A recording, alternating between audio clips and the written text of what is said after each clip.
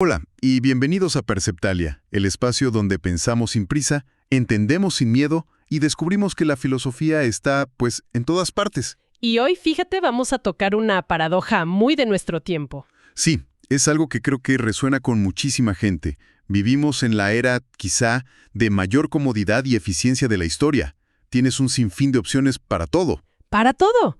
Y sin embargo, parece que esta sensación de vacío, de estar un poco perdidos, es más común que nunca. Totalmente. Los textos que analizamos hoy lo llaman, y me gusta el término, el nihilismo del confort. Es una idea muy potente, ¿no? La idea de que justo la ausencia de lucha, de fricción, en lugar de traernos esa felicidad que nos prometieron, podría estar creando un sinsentido. Exacto. Entonces, nuestra misión hoy es justo desempacar esta idea. Vamos a usar las perspectivas de tres pensadores que, vaya, no podrían ser más distintos.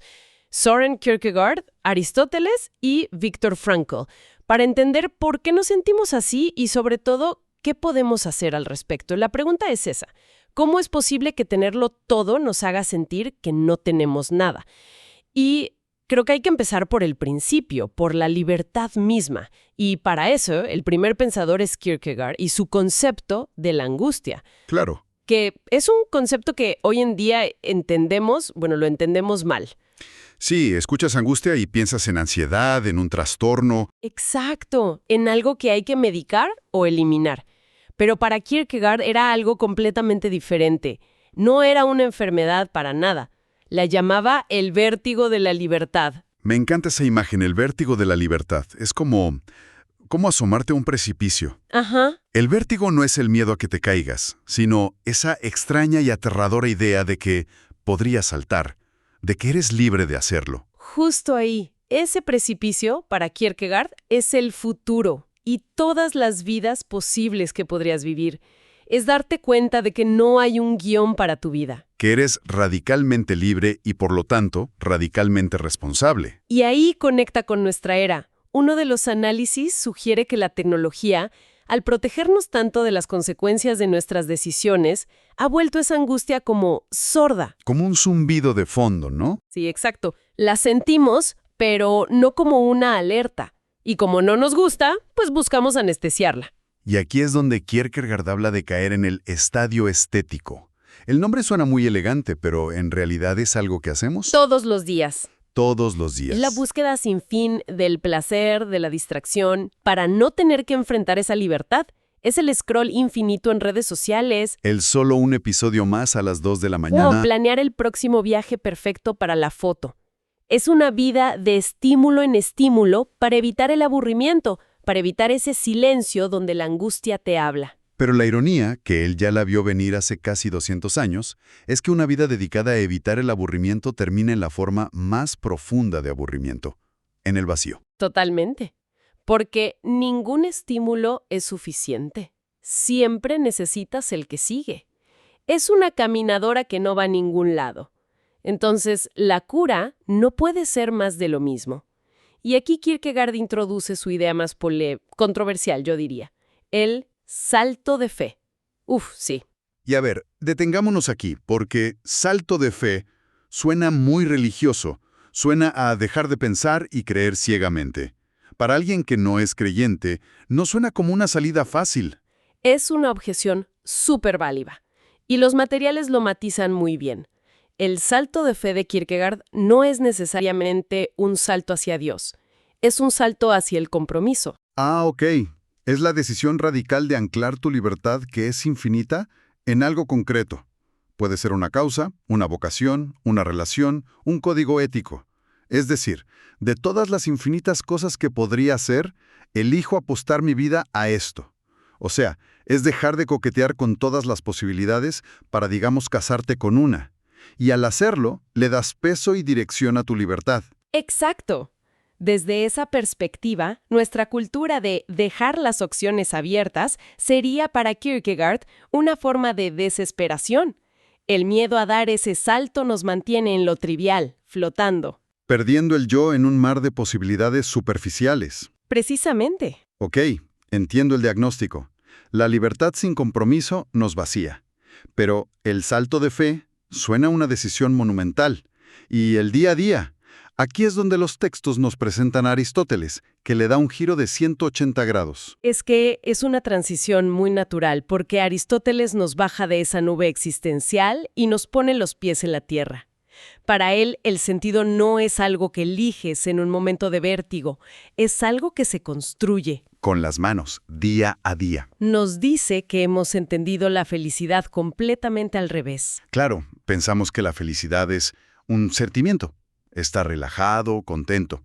Pero él hablaba de eudaimonía. Un concepto mucho más profundo, sí. Se traduce como florecimiento humano o una vida bien vivida.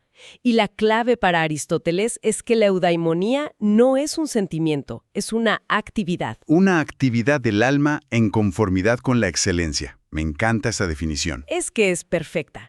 En otras palabras, la felicidad es el efecto secundario de hacer algo difícil y hacerlo bien. O sea que, para Aristóteles, es imposible alcanzar la eudaimonía tirado en un sofá mientras una app te trae la comida y un algoritmo te dice qué ver. Imposible.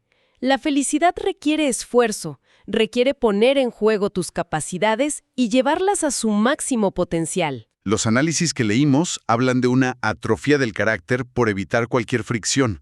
Si nunca nos retamos, nuestras virtudes, que para él eran como músculos, la paciencia, la valentía, la disciplina, pues se debilitan. Claro, la satisfacción real no viene del placer fácil, sino de superar un obstáculo. Esto me recuerda a la conexión que hacen los materiales con el videojuego Dark Souls.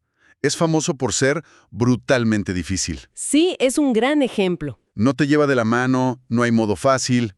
Mueres y mueres y mueres. Y es el ejemplo perfecto de la eudaimonía aristotélica. El placer del juego no está en la victoria final. El sentido, la recompensa, está en el proceso. En cada intento aprendes algo, te vuelves un poco mejor. Estás literalmente construyendo tu excelencia a través de la adversidad. El juego te obliga a practicar la ética del esfuerzo. Es Aristóteles en formato digital. El sentido está en la lucha. Pero esto me lleva a una pregunta. Todo esto de construir sentido a través del esfuerzo suena muy bien cuando el reto es autoimpuesto, un videojuego, un proyecto. Pero, ¿qué pasa cuando la adversidad no la eliges tú? Claro. ¿Qué pasa cuando la vida te golpea de verdad? Con una enfermedad, una pérdida, algo terrible. Esa es la pregunta límite. Y nos lleva directo a la tercera perspectiva, la de Viktor Frankl. Su filosofía no nace de la reflexión académica en un sillón. Nace de la experiencia más extrema de sufrimiento, los campos de concentración. Y lo que descubrió ahí es, una de las ideas más potentes del siglo XX. Observó que, en las mismas condiciones inhumanas, algunos se desmoronaban y otros mantenían una dignidad increíble. Y la diferencia, según él, no era la salud ni la fuerza física, era si tenían o no un para qué vivir. ¿Esa es la base de su logoterapia? Frankl dijo que la principal motivación humana no es el placer, como decía Freud, ni el poder, como decía Adler, es la voluntad de sentido. Su frase más famosa lo resume todo. Quien tiene un porqué para vivir puede soportar casi cualquier cómo, y es escalofriante lo relevante que es para nuestro nihilismo del confort. Frankl diría que nuestra sociedad, al eliminar muchas luchas externas por la supervivencia, nos ha dejado cara a cara con la lucha interna por el sentido. Y como no encontramos un porqué claro, ese confort se vuelve insoportable. Es lo que él llamó el vacío existencial. Un vacío que intentamos llenar con consumo, con entretenimiento, con ruido. Con cualquier cosa. Pero Frankl no solo diagnosticó el problema, también ofreció un camino. No nos dice invéntate un sentido, sino descúbrelo. Y propone 3 vías principales para hacerlo. La primera es creando algo, haciendo un trabajo, aportar algo al mundo. La segunda es a través de una experiencia, de un encuentro, amar a alguien o ser transformado por la belleza del arte, de la naturaleza. Y la tercera, que para mí es la más radical y poderosa, es la actitud que elegimos frente al sufrimiento que no podemos evitar. Esa es la clave. Frankl decía que cuando ya no puedes cambiar una situación, como él en Auschwitz, te enfrentas al reto de cambiarte a ti mismo. En esa elección de actitud reside la última de las libertades humanas. Es una fuente de sentido que nadie, absolutamente nadie, te puede arrebatar. Es una idea que lo cambia todo. El propósito no es algo que el mundo te deba, sino una respuesta que tú le das al mundo. Y las referencias culturales que se mencionan aquí son muy potentes para ilustrarlo. Muchísimo. Mencionan al anime Vinland Saga, que es una exploración magistral de esto. Un personaje cuya vida es violencia y venganza, y que se queda completamente vacío. Y tiene que reconstruir un propósito desde cero. Y lo encuentran no en la lucha para sí mismo, sino en la promesa de crear un lugar de paz para otros. Es un viaje frankliano puro. Y luego está la película Everything Everywhere All at Once, que es básicamente una tesis sobre este tema. Empieza con un nihilismo que te abruma. Si hay infinitos universos, nada importa. Es el vértigo de Kierkegaard, pero a nivel cósmico. Exacto. Pero la película le da un giro genial. Transforma ese nihilismo destructivo en un nihilismo optimista. Me gusta ese término. Es algo que cambia de nada importa, así que todo da igual, a como nada tiene un sentido predeterminado, soy libre de elegir qué importa para mí.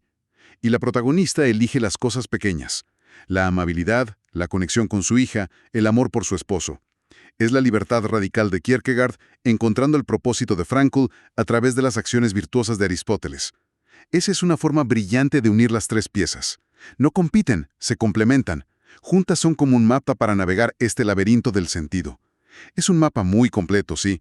Kierkegaard nos pone frente al abismo de nuestra libertad y nos dice, esto da vértigo, sí, pero es tuyo. Acéptalo y úsalo para hacer un compromiso significativo. Da el salto. Luego llega Aristóteles y nos dice, ok, ya diste el salto. Ahora, el sentido no va a caer del cielo. Tienes que construirlo ladrillo a ladrillo, con cada acción, con cada esfuerzo. El sentido es un verbo, no un sustantivo. Es algo que se hace. Exacto. Y finalmente Viktor Frankl nos da la red de seguridad. Nos dice que incluso si todo sale mal, si la vida te lo quita todo, incluso en el sufrimiento más oscuro, te queda una fuente inagotable de sentido. Tu libertad para elegir cómo respondes, tu actitud. Visto así, es un mensaje increíblemente empoderador. Nos saca de la posición de víctimas pasivas de un mundo sin sentido y nos pone en el asiento del conductor. Lo cual nos lleva a una última idea, una reflexión final que se destila de todo esto y que me parece que lo ata todo perfectamente. Siempre hablamos de encontrar el sentido de la vida, ¿no? Como si fuera un objeto perdido, como buscar las llaves. Pero uno de los textos sugiere que quizá la metáfora está, pues, completamente equivocada. A ver. Y si el sentido no es algo que se encuentra, sino algo a lo que se responde. Frankl lo veía así.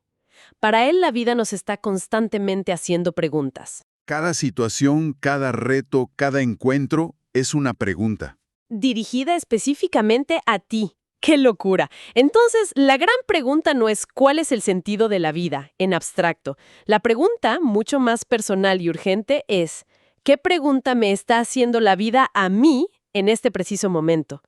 Y nuestra respuesta, ya sea a través de un compromiso, una acción virtuosa o una actitud valiente, esa respuesta activa es lo que llamamos propósito. Y es ahí donde, quizá, reside todo.